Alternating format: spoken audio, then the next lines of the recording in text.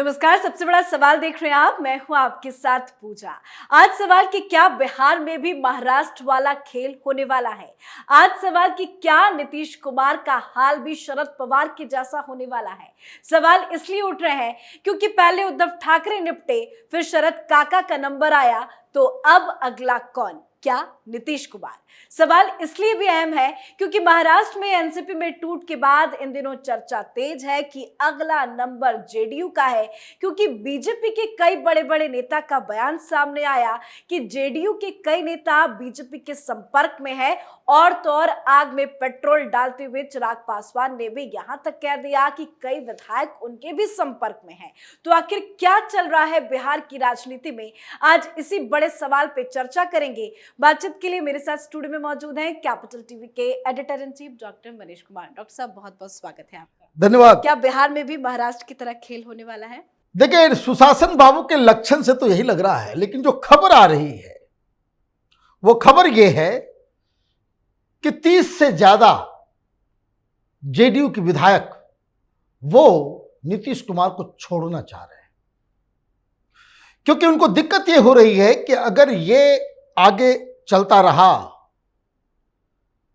तो अपने कंस्टिट्यूएंट, दिक्कत क्या है, नीतीश कुमार पिछली बार जो चुनाव जीते वो तो प्रधानमंत्री मोदी के कैंपेन की वजह से, भारतीय जनता पार्टी के साथ इनका गठबंधन था।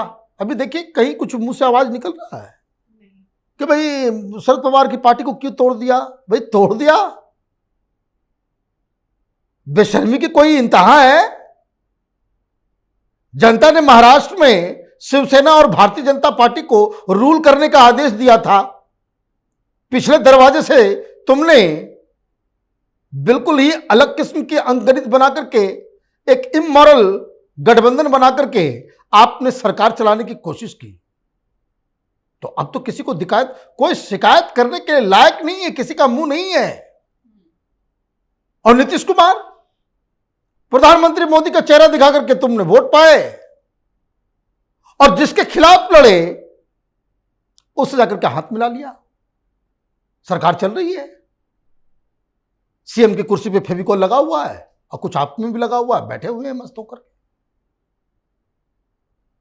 तो 30-35 इस तरह के क्रिटिकल लोग हैं जो विधायक हैं, उनको लग रहा है कि अब जाएंगे तो फिर क्या बोलेंगे, पब्लिक तो दौड़ाएगी। भाई तुमको वोट देते हैं कि जंगल राज, ये लालू यादव का जो पूरा साम्राज्य है उससे मुक्ति दिलाओ, और तुम जाकर के उसको गोद में जाकर के बैठ जाते हो।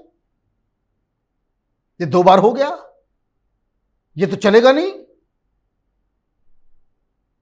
तो हुआ ये कि विरोध की बातें तो आ रही थी। अब नीतीश कुमार को लगा कि भाई उनको भी समझ में आ जाता है कि भाई दिक्कत है, तो नीतीश कुमार वो काम कर रहे हैं जो कभी किए ही नहीं। मैं आपको उनके दिनचर्या के बारे में बस जानकारी दे दूं। वो जिस समय ब्रेकफास्ट करते हैं, खाना खाते हैं, उसी समय उनका पीएस उनके पास लाकर के बताता है कि आज दिन भर जो है ये मिलने का कार्यक्रम है, इतने लोगों ने अर्जी लगाई, वो मिलना चाहते हैं। तो उसमें कोई विधायक होता है, कोई मंत्री होता है, कोई मंत्री मिल नहीं पाते, किसको हटाओ, इसको हटाओ। अच्छा, मुंबई से कोई आया है तो उसको बोलेंगे हाँ, दिल्ली से कोई पत्रकार आया है तो हाँ उसको तुरंत बुलाओ। गप्पबाजी करने में बड़ा मजा आता है इनको। जिनके साथ बैठ करके चाय पी करके गप किया जाए उसमें बड़ा मजा आता है। साल साल भर विधायक टक लगा करके देखते रहते थे कि भाई कब नंबर आएगा, कब नंबर आएगा। विधायक के साथ तो नीतीश कुमार का स्टाफ गलत तरीके से बर्ताव करता है, तो वो महामहिम है। विधायक की हैसियत की वो डायरेक्टली जाकर के नहीं मिल सकता, परमिशन लेना पड़ता है। और कभी कभी कुछ विधायकों ने तो यह भी बताया कि 6 महीने पहले अर्जी लगाई थी कि ये काम, ये भी बताना पड़ता है किस काम से। तो कभी कोई उस तरह की चीजें हो जाती है तो बोलता है कि भाई जरा उसको, वो बोला था उसको फोन करो मिलने के लिए। तो इनके यहां से फोन जाता है विधायक को कि मुख्यमंत्री निवास साहब मिलना चाह रहे थे, तो विधायक भूल गया होता है। वो कहता कि नहीं, बोले नहीं आपने अर्जी लगाई थी। बोले वो तो 8 महीने पहले लगाया था हमने। वो भूल गया कि कब लगाया था। तो ये काम, ये वर्किंग स्टाइल है किनका? सुशासन बाबू का, है ना। गप्पबाजी करने में कोई दिक्कत नहीं है। अब हुआ क्या, ये खबर मिली कि भाई दिक्कत चल रहा है। सीआईडी इनके पास है, होम मिनिस्टर भी है ना, तो सीआईडी वाले रिपोर्ट देते हैं, स्टेट इंटेलिजेंस वाले, कि भाई ये गड़बड़ चल रहा है, वो गड़बड़ चल रहा है, वहां गड़बड़ हो रहा है, वो उससे मिल रहा है। तो ये एक एक करके बुला रहे हैं, जो काम जीवन में कभी नहीं किया इन्होंने, कि क्या चल रहा है नहीं चल रहा है सारी चीजें। लेकिन सबको तो अपना अपना सीट बचाना है। और एक बात लोगों को समझ में आ गई है कि जो महागठबंधन के चक्कर में ये जो घुसे हैं, एक तो कंस्टिट्यूएंट जो हमारा वोट बैंक मिलता आ रहा है, जैसे आप बीजेपी के साथ रहते हैं तो बिहार में कोई जेडीयू का उम्मीदवार है, कोई एमएलए है, उसको दलितों का भी वोट मिलता, उसको यादव छोड़ के बाकी तमाम ओबीसी का वोट मिल जाता है, चुनाव लोग जीत जाते हैं। लेकिन जैसे ही आप बीजेपी से अलग हो गए और ये जीतन राम मांझी भी अलग हो गए और उपेंद्र कुशवाहा भी अलग हो गए, तो कोयरी और कुर्मी एक कॉम्बिनेशन है, तो कहते हैं लव कुश। तो ये जो कुशवाहा है वो अगर निकल गया तो वो भी और वोट चला जा रहा है।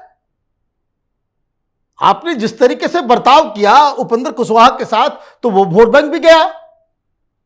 भाई कोई विचारधारा वाली पार्टी थोड़ी है, कोई काडर पार्टी थोड़ी है। उसके तमाम विधायक के सामने क्या, आंख के सामने क्या टारगेट, कि अगला चुनाव में हमें टिकट मिल जाए और टिकट मिलने के बाद मैं चुनाव जीत जाऊं। ये नॉर्मल कैलकुलेशन है।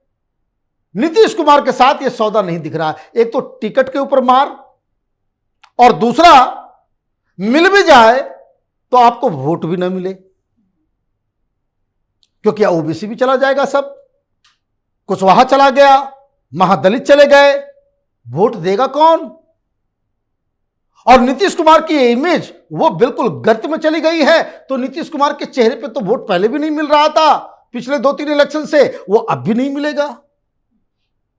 तो ऐसे में कोई भी विधायक क्या सोचेगा?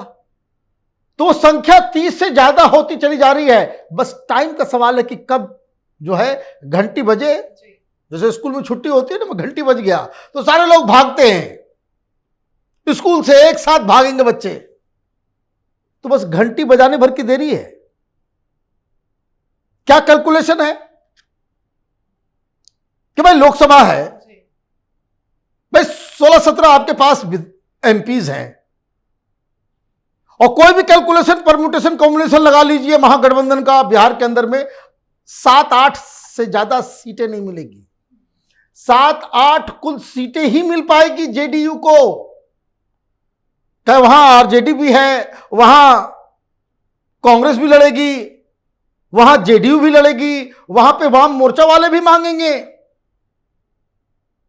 तो भाई आप कहां, आपको कौन, आपको 40 ही 40 है। ऐसा तो नहीं कि सीट कोई इलास्टिक तो होता नहीं है कि नीतीश बाबू ने गठबंधन बना दिया है 40 से 60 कर दो, संख्या तो 40 ही है। तो एमपीज बोल रहे हैं कि अब तो एमपी के चुनाव में तो हम मोदी का चेहरा दिखाते हैं, जीत जाते हैं। अभी देखें, अभी अलग होकर के लड़के दिखाएं कितनी सीटें जीत सकते हैं। एक बात बिल्कुल क्लियर समझ लीजिए, बिहार की स्थिति क्या है। जेडीयू अगर अकेले लड़े, बिना आरजेडी, बिना कांग्रेस की मदद से, नीतीश कुमार खुद चुनाव लड़ेंगे, ये हार जाएंगे। अगर ये खुद मैदान में उतरे, अपने गृह क्षेत्र में उतरेंगे, वहां हार जाएंगे। ये तो इनका लोकस स्टैंडाई है, यह है इनका स्ट्रेंथ। विधायकों में क्या है भाई, सीट तो लिमिटेड है। जेडीयू और बीजेपी लड़ती थी आधे आधे पे आप लोग लड़ते थे, यहां आधा आधा तो नहीं होगा। आधा आधा क्यों नहीं होगा? क्योंकि यहां आरजेडी भी है, वही कैलकुलेशन। नीतीश कुमार ने गठबंधन बनाया तो सीट 500 थोड़े हो जाएगा बिहार में विधानसभा का। सीट तो लिमिटेड है और क्लेमेंट्स ज्यादा हैं। तो लालू यादव तो भरोसा करते नहीं है। लालू यादव 60 से 70% सीट पे चुनाव लड़ेंगे, इसमें तो कोई डाउट ही नहीं है कि मेरा बबुआ, मेरा बेटा तेजस्वी यादव इस झोंक में आरजेडी को इतनी सीटें आ जाए कि हम बहुमत बना सके। सब पॉलिटिकल पार्टी का अपना यह एजेंडा होना चाहिए कि भाई हमको खुद ज्यादा से ज्यादा सीटें लड़े। कांग्रेस पार्टी भी मूड में है, भाई कर्नाटक में हमने मोदी को हराया, हिमाचल में हमने हराया, जब तक बिहार का चुनाव होगा तब तक वो बोलेंगे कि भाई हम राजस्थान में हमने हराया तो हम लड़ रहे हैं, मध्य प्रदेश में हम लड़ रहे हैं, छत्तीसगढ़ में, तो हमें भी सीट चाहिए। तो फिर ये कैसे काम चलेगा? तो जो अभी विधायक हैं उनको टिकट के ही लाले पड़ रहे हैं, जीतना तो दूर। तो ऐसे सिचुएशन में क्या होगा? नीतीश कुमार कोई महात्मा गांधी हैं, जेपी हैं, अन्ना हजारे हैं कि विनोबा भावे हैं कि इनके पीछे लोग खड़े हो जाएंगे? आप जिस तरीके से, नीतीश कुमार जिस तरीके से चीफ मिनिस्टर बने रहने के लिए तमाम तरह के अनैतिक समझौते आप करते हो, यह बाध्य आप कैसे कर सकते हो? किसी को, किसी विधायक को रोक सकते हो कैसे, किस आधार पर? तो सब तो तुम मुख्यमंत्री बनने के चक्कर में पार्टी की ऐसी की तैसी करो और हम अपना अकेला अगला अपना राजनीतिक भविष्य अगर ढूंढे तो हमको आप मोरल लेक्चर दोगे। तो यही हो रहा है। तो अभी फिलहाल लिस्ट जो है 30 से 35 की हुई है, ये लिस्ट आगे भी बढ़ेगी और जैसा मैंने कहा जेडीयू टूटने के कगार पे खड़ी हुई है, बस घंटी बजने भर की देरी है। कुछ बड़े नेता तो ये भी दावा कर रहे हैं कि 15 दिन में नीतीश कुमार अपना इस्तीफा दे देंगे। बिल्कुल, अब देना ही पड़ेगा। करेंगे क्या फिर करेंगे क्या? अगर विधायक छोड़ के चले गए तो तेजस्वी यादव तो कहेंगे कि हो गया, खत्म कहानी, कहानी खत्म, अब तो मैं बनूंगा। ये बार बार ये जो सवाल पूछा जा रहा था उपेंद्र कुशवाहा की तरफ से, उपेंद्र कुशवाहा और ललन सिंह, ये दो व्यक्ति मेन कोऑर्डिनेटर थे जो कम्युनिकेट कर रहे थे लालू यादव आरजेडी और जेडीयू के बीच में, और ही नोज वेरी वेल कि समझौता का करार क्या था। आप बीजेपी से छोड़ के ये जो आप आरजेडी के साथ आपने हाथ मिलाया, वो गठबंधन बनाया, तो उस करार का क्या क्या अलग अलग पहलू है उसको सार्वजनिक कर, यही तो पूछ रहे थे जी। सीक्रेट डील क्या है? सीक्रेट डील क्या है? तो जो वो बताते हैं कि सीक्रेट डील जो है वो बहुत ही सिंपल है कि लोकसभा चुनाव होगा तो आपको प्रधानमंत्री के लिए भेजा जाएगा, आप देश संभालिएगा, और भतीजा जो है वो तेजस्वी यादव वो बिहार संभालेगा। ये तो संभाल लिए बिहार देश, कांग्रेस पार्टी ने लंगी मार दी, इनका तो हो गया खेल।